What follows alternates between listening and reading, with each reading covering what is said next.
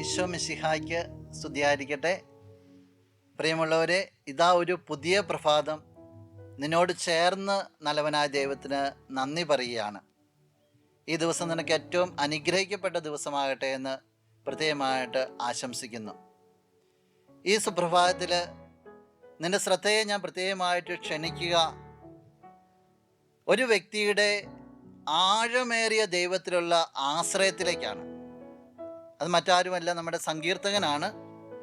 സങ്കീർത്തകൻ്റെ പുസ്തകം 3-ാമത്തെ അധ്യായം അതിൽ 5-ാമത്തെ വാക്യത്തിൽ പറയുന്നത് ഇപ്രകാരമാണ്: ഞാൻ ശാന്തമായി കിടന്നുറങ്ങുന്നു, ഉണർന്നെഴുന്നേൽക്കുന്നു, എന്തെന്നാൽ ഞാൻ കർത്താവിൻ്റെ കരങ്ങളിലാണ്.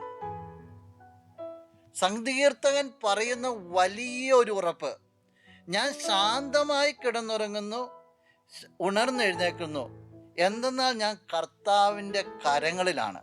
ഈ ഒരു 3-ാം സങ്കീർത്തനത്തിൻ്റെ ഹെഡിങ് തന്നെ കൊടുത്തിരിക്കുക അപകടത്തിൽ ആശ്രയം എന്നുള്ള.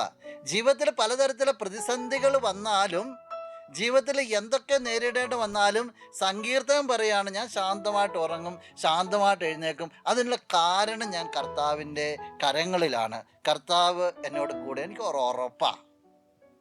പ്രിയമുള്ളവരെ, ജീവിതത്തിൽ പലതും നിന്നെ അസ്വസ്ഥയാക്കുന്നില്ലേ?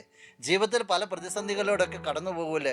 ക്ലേശങ്ങളും ദുരിതങ്ങളും കഷ്ടപ്പാടുകളും പലതരത്തിലുള്ള ഞെരുക്കങ്ങളൊക്കെ കടന്നു വരുമ്പോൾ നീ ആവർത്തിച്ച് പറയേണ്ട ഒരു വചനമാണിത്: ഞാൻ കർത്താവിൻ്റെ കരങ്ങളിലാണ്.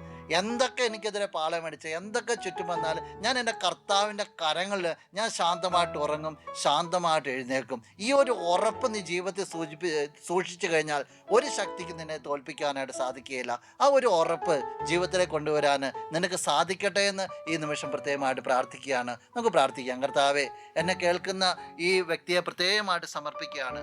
ജീവിതത്തിൻ്റെ എല്ലാ മേഖലകളെയും സമർപ്പിക്കുകയാണ്. കർത്താവേ, ഏതെങ്കിലും തരത്തിലുള്ള ഞെരുക്കങ്ങൾ, ഏതെങ്കിലും തരത്തിലുള്ള ക്ലേശങ്ങൾ ഈ വ്യക്തിയെ അമ്മാനമാടുന്നുണ്ടെങ്കിൽ, ഈ വ്യക്തിയുടെ ജീവിതത്തെ ചിതറിക്കുന്നുണ്ടെങ്കിൽ, ഈ വ്യക്തിയുടെ ജീവിതത്തെ ആകെ സങ്കടത്തിലാക്കുന്നുണ്ടെങ്കിൽ, ഞാൻ കർത്താവിൻ്റെ കരങ്ങളിലാണെന്നുള്ള ഉറപ്പ്, എൻ്റെ കർത്താവിനോട് ചേർന്ന് ഞാൻ മുന്നോട്ട് പോകുമ്പോൾ ഒരു ശക്തിക്കും എന്നെ തോൽപ്പിക്കാൻ പറ്റില്ല എന്നുള്ള ഉറപ്പ്, ഞാൻ എൻ്റെ കർത്താവിൻ്റെ കീഴിലായിരുന്നുകൊണ്ട് ഞാൻ ശാന്തമായിട്ട് പ്രശ്നങ്ങളുടെ മധ്യേ ഞാൻ ശാന്തമായിട്ട് ഉറങ്ങും, ശാന്തമായിട്ട് എഴുന്നേൽക്കും. അങ്ങനെ എഴുന്നേൽക്കാനുള്ള ഒരു കൃപ, നിന്നിൽ ആശ്രയിച്ചുകൊണ്ട് മുന്നോട്ട് പോകാനുള്ള ഒരു ശക്തി ഈ വ്യക്തിക്ക് നൽകണമേ എന്ന് പ്രത്യേകമായിട്ട് ഈ പ്രഭാതത്തിന് ഞാൻ പ്രാർത്ഥിക്കുന്നു.